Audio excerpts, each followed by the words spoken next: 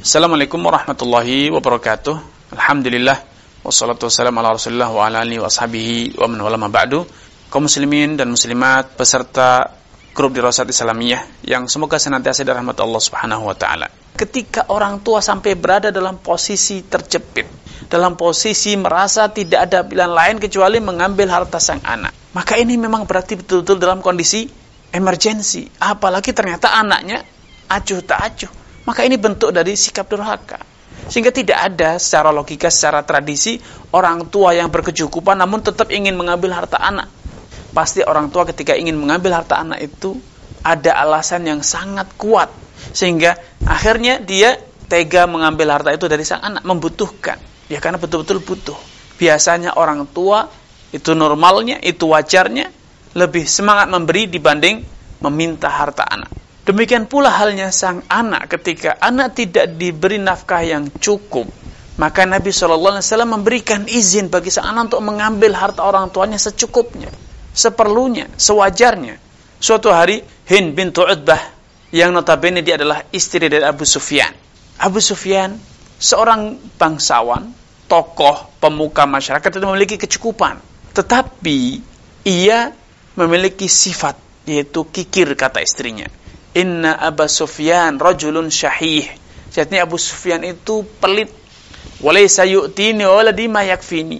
Dia tidak memberi nafkah yang cukup untuk kebutuhanku dan kebutuhan anak-anakku. Maka Nabi SAW menyatakan, khudhi ma yakfiki wa waladaki bil ma'ruf.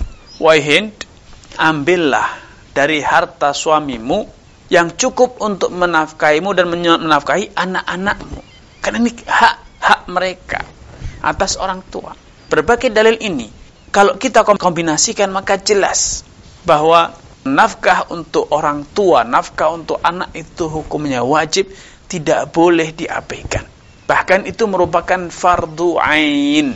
Nafkah kepada anak, nafkah kepada orang tua itu merupakan fardu ain. Ketika orang tua tidak mampu atau anak membutuhkan, maka kewajiban kita untuk memberi mereka agar mereka berkecukupan. Kalau sampai terlantar, maka kita berdosa dan kelak di hari kiamat itu dihitung sebagai hutang yang akan mereka tuntut di hadapan Allah Subhanahu wa taala. Karena itu Allah tegaskan, yauma yafirul mar'u min akhihi wa ummihi wa abihi wa sahibatihi wa banihi likulli imrin minhum yauma idzin sya'nun yughni.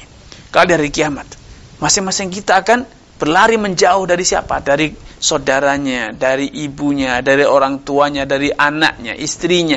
Kenapa? Karena saat itu, di saat hisab di jalan Allah Subhanahu wa taala, semua orang akan takut, panik kalau pahala dia tidak cukup untuk menebus dosa-dosanya, sehingga dari manapun dia bisa mendapatkan tambahan pahala untuk menebus dosanya, dia akan lakukan. Bahkan andai pun dunia beserta isinya bisa dia miliki untuk kemudian dia gunakan menebus dosa-dosa, dia akan lakukan tanpa peduli apakah itu ayah atau ibu atau anak, karena semua orang akan berkata nafsi nafsi, diriku diriku. Sehingga hak sebagai anak, sebagai orang tua akan diminta dituntut. Dan bahkan kata para ulama, ketika hak itu tidak ditunaikan, kemudian sang anak berhutang untuk menafkahi dirinya, istri berhutang menafkahi dirinya, orang tua berhutang menafkahi dirinya, maka hutang tersebut boleh dibebankan kepada orang tua ataupun sang anak yang kaya, sedangkan orang tuanya miskin, sehingga mereka bisa berhutang atas nama orang tuanya kalau memang betul-betul orang tuanya tidak menunaikan nafkah untuk mereka.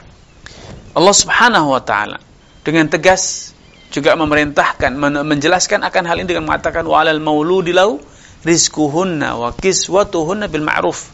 Orang tua atau ayah dalam hal ini, al-mauludi lahu, ayah yang kepadanya dinasabkan sang anak, berkewajiban menafkahi, membiayai istri mereka yang telah tercerai, istri mereka yang telah diceraikan, bila mereka itu masih berkenan menyusui anak.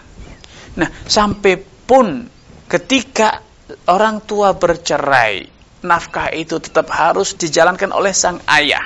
Kalaupun sang anak itu masih bayi, masih menyusu, sehingga belum bisa makan nasi, belum bisa makan roti dan yang sejenis, tetapi dia hanya membutuhkan air susu ASI, maka orang tua harus memberikan jaminan bahwa kebutuhan akan ASI sang anak terpenuhi sebaik mungkin. Dengan cara apa? Dengan memberi kecukupan kepada ibu kandung dari si anak tadi. Dia menafkahi, memberi pakaian, sandang, pangan yang layak agar mantan istrinya itu bisa memproduksi air susu yang mencukupi kebutuhan sang anaknya. Karena wanita ketika dicerai padahal dia dalam kondisi hamil, dalam kondisi harus merawat sang janin yang baru saja dilahirkan, akan mengalami gangguan psikologi yang sangat berat. Yang itu bisa berdampak pada berkurangnya produksi air susu. Kalau itu terjadi, maka akan berdampak langsung kepada kesehatan dan keselamatan sang anak. Makanya ibu atau mantan istri yang diceraikan tadi harus dikondisikan sedemikian rupa agar dia bisa terus memproduksi air susu yang mencukupi kebutuhan sang anak. Karena nafkah itu wajib untuk ditunaikan. Ini yang bisa kami sampaikan pada kesempatan yang berbahagia ini. Kurang dan lebihnya saya mohon maaf. Billahi taufiq wal hidayah. Wassalamualaikum warahmatullahi wabarakatuh.